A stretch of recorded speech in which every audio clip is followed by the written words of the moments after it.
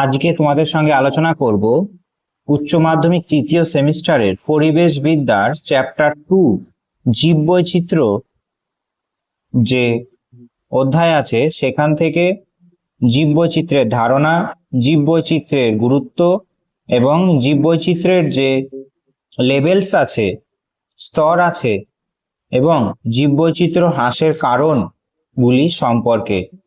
এর আগে আমি আমার ইউটিউব চ্যানেলে এই প্রিন্সিপাল অফ ইকোলজি বা বাস্তুবিদ্যা সম্পর্কে পড়িয়েছি। তোমরা প্লেলিস্টে দেখে নাও ইউটিউব চ্যানেলে গিয়ে। তবে শুরু করা যাক জীববৈচিত্র্য কি। অর্থাৎ জীববৈচিত্র্য বলতে আমরা সাধারণভাবে বলি যে কোনো একটি বাস্তুতন্ত্রে নানা ধরনের উদ্ভিদ, নানা ধরনের প্রাণী, অণুজীবী এবং তাদের মধ্যেকার জিনগত পরিবেশগত যে ভিন্নতা আছে তাকেই জীববৈচিত্র্য বলা হয়। জিনগত এবং পরিবেশগত ভিন্নতা, বিভিন্ন ধরনের উদ্ভিদ, প্রাণী, অণুজীবী কোন একটা বাস্তুতন্ত্রে বসবাস করে, সেটা হতে পারে পুকুরের, সেটা হতে পারে কৃষি জমি, সেটা হতে পারে বনভূমি, সেটা হতে পারে মরুভূমি। একেই জীববৈচিত্র্য বলা হয়। জীববৈচিত্র্য শব্দটা প্রথম ব্যবহার করেছিল ওয়াল্টার রোজেনস্মিথ 1885 সালে। পরবর্তীকালে সমাজবিজ্ঞানী ও উইলসন এই ধারণাটিকে জনপ্রিয় করে তুলেছিলেন। জীববৈচিত্র্যের স্তর কী কী আছে? জীববৈচিত্র্যের 3টি স্তর আছে, একটা জিনগত, একটা প্রজাতিগত আর একটা বাস্তুতান্ত্রিক বৈচিত্র্য। জিনগত বৈচিত্র্য বলতে বোঝায় যে আমরা জানি যে পৃথিবীতে হোমো সাপিয়েন্স যে মানুষ আছে, সে মানুষ একটাই প্রজাতি, কিন্তু জিনের পার্থক্যের জন্য মানুষের সবার চেহারা, গায়ের রং, নাকের গঠন, চোখের রং এগুলো আলাদা আলাদা হয়। তারপর আমরা জানি যে আম একটা প্রজাতি, কিন্তু জিনের পার্থক্যের জন্য 200 রকমের আমের প্রজাতি পাওয়া যায়। তারপরে আমরা এটাও জানি যে ধান একটা প্রজাতি, কিন্তু বাসমতি, গোবিন্দভোগ, মিনিকেট এই ধরনের ধান আমরা খেয়ে থাকি। তাহলে এই যে বৈচিত্র্যতা, প্রজাতি একটা কিন্তু জিনের পার্থক্যের জন্য যে বৈচিত্র্য হচ্ছে, এইটাই হলো জিনগত বৈচিত্র্য। যত বেশি জিনগত বৈচিত্র্য হবে তত একটা প্রাণীর মধ্যে জীবের পরিবেশের সাথে খাপ খাইয়ে নিতে পারবে, প্রত্যেকটা প্রাণী পরিবেশের সঙ্গে খাপ খাইয়ে নিতে পারবে। প্রজাতিগত বৈচিত্র্য বলতে কি বোঝায়? যেমন আমরা জানি যে একটা বনভূমিতে বিভিন্ন ধরনের প্রাণী থাকে, সেখানে সাপ, হরিণ, ময়ূর, বিভিন্ন ধরনের গাছপালা একসাথে থাকে, এইটাই হলো প্রজাতিগত বৈচিত্র্য। একটা বাসভূমিতে বিভিন্ন ধরনের যে প্রাণী প্রজাতি থাকছে, সেটাই হলো প্রজাতিগত বৈচিত্র্য। যত বেশি প্রজাতির সংখ্যা থাকবে তত জীববৈচিত্র্য বা প্রজাতিগত বৈচিত্র্য সমৃদ্ধ হবে। এরপর আছে বাস্তুতান্ত্রিক বৈচিত্র্য। আমরা জানি যে বাস্তুতান্ত্রিক বৈচিত্র্য হলো, যেমন রাজস্থান একটা থর মরুভূমি, একটা বাস্তুতন্ত্রের নাম। তারপরে জলাভূমি, ভারতের যে চিল্কা হ্রদ আছে সেটা একটা জলাভূমি, সেটি একটা বাস্তুতন্ত্রের নাম। তারপরে ম্যানগ্রোভ, সেটা একটা বাস্তুতন্ত্রের নাম।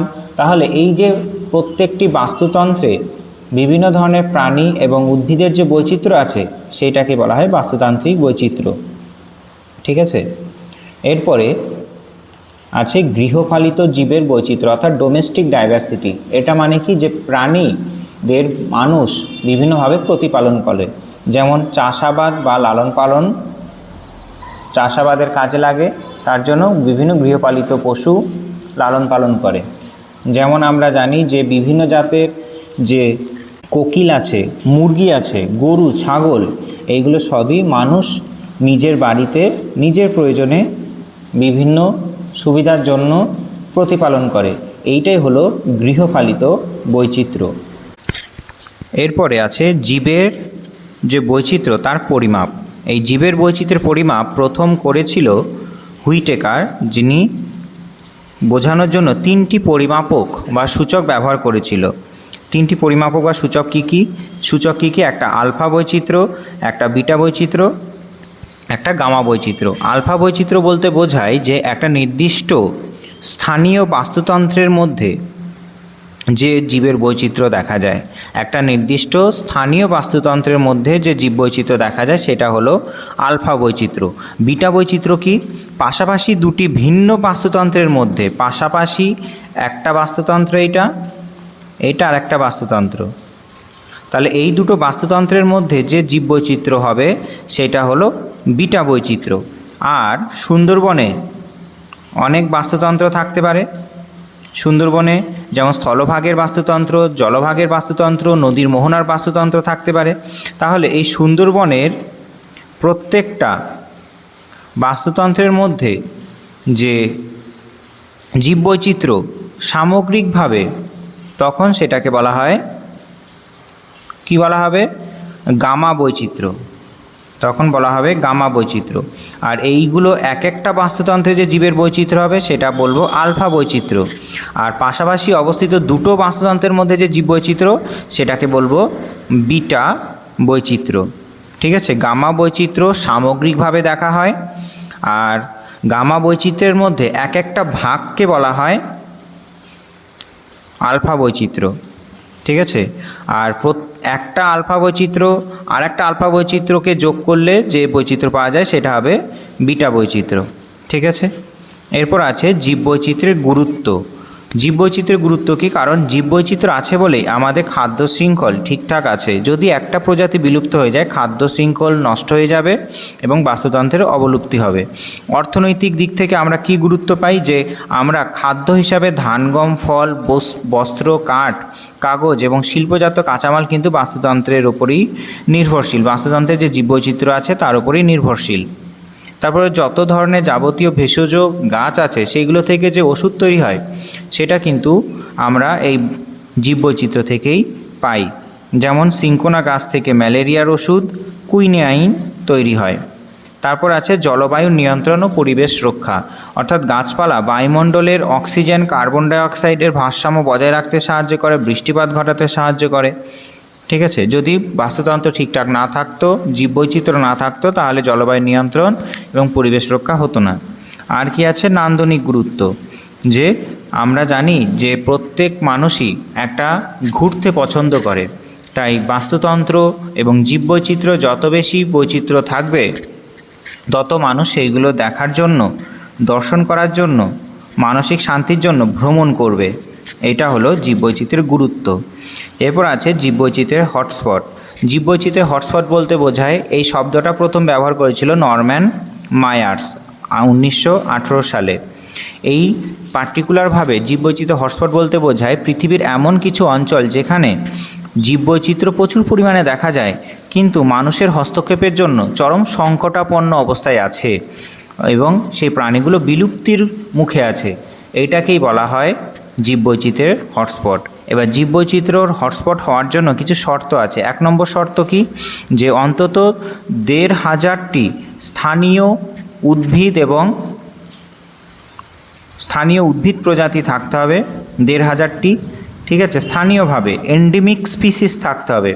আর অঞ্চলটির যে আছে সেটার মূল প্রাকৃতিক উদ্ভিদের অন্তত 70% ধ্বংস হয়ে গিয়ে থাকতে হবে।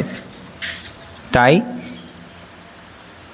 এই দুটো শর্ত যদি পূরণ হয় তবেই তাকে জীববৈচিত্র্যের হটস্পট আমরা বলবো।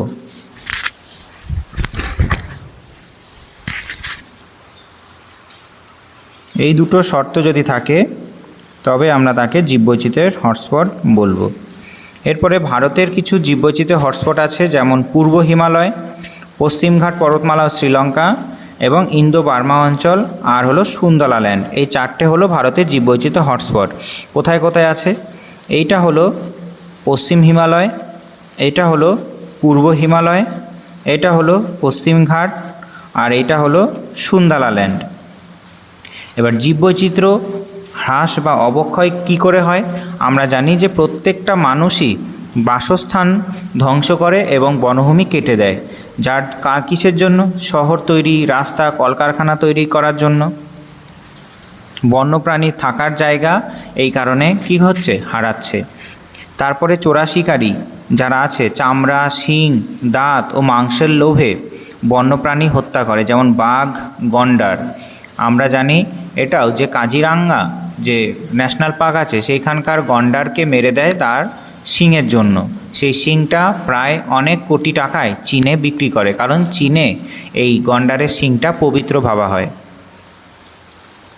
তারপরে কোনো কারণে যদি বিদেশি প্রজাতি অনুপ্রবেশ হয়, অর্থাৎ কোনো একটা বনভূমিতে কোনো একটা বাস্তুতন্ত্রে যদি বিদেশি প্রজাতি চলে আসে, তবে অন্যান্য যে প্রজাতি আছে সেইখানে তাদের সংকট বাড়িয়ে দেয়, স্থানীয় যে প্রজাতি আছে তাদেরকে ক্ষতি করে। দূষণ দিন দিন বাড়ছে, জল মাটি বায়ু দূষণ হচ্ছে, সেই কারণেও অনেক জীব প্রজাতি মারা যাচ্ছে। এরপরে আছে জলবায়ু পরিবর্তন। দিন দিন আমরা জানি যে জলবায়ু পরিবর্তন হচ্ছে, ঠিক আছে, বরফ গলছে, সমুদ্রের জলে তাপমাত্রা বাড়ছে, যা জীবকুলের বেঁচে থাকার জন্য কঠিন করে তুলছে। এরপরে আছে জীববৈচিত্র্যের সংরক্ষণ। জীববৈচিত্র্য রক্ষায় প্রধান দুটি পদ্ধতি ব্যবহার করা হয়। একটা হলো ইনসিটু সংরক্ষণ, অর্থাৎ কোনো একটা প্রাণী প্রজাতি তার নিজের বাসস্থানে যদি সংরক্ষণ করা হয় তখন তাকে বলা হয় ইনসিটু সংরক্ষণ, যেমন জাতীয় উদ্যান, অভয়ারণ্য এর উদাহরণ। আর এক্সিটু সংরক্ষণ মানে কি, কোনো প্রাণী প্রজাতিকে যখন তার নিজস্ব বাসভূমি ছেড়ে দূরে কোনো জায়গায় চিড়িয়াখানায় সংরক্ষণ করা হয় বা বোটানিক্যাল গার্ডেনে সংরক্ষণ করা হয় বা তার জিন সংরক্ষণ করা হয়, তখন সেটাকে বলা হয় এক্সিটু সংরক্ষণ। এইটাই হলো জীববৈচিত্র্য কী, জীববৈচিত্র্যের স্তরসমূহ এবং জীববৈচিত্র্য ধ্বংসের কারণ, জীববৈচিত্র্য সংরক্ষণের উপায় এবং জীববৈচিত্র্যের গুরুত্ব। দেখা হচ্ছে পরের ক্লাসে, ততক্ষণ ভালো থেকো। জয় হিন্দ, জয় ভারত।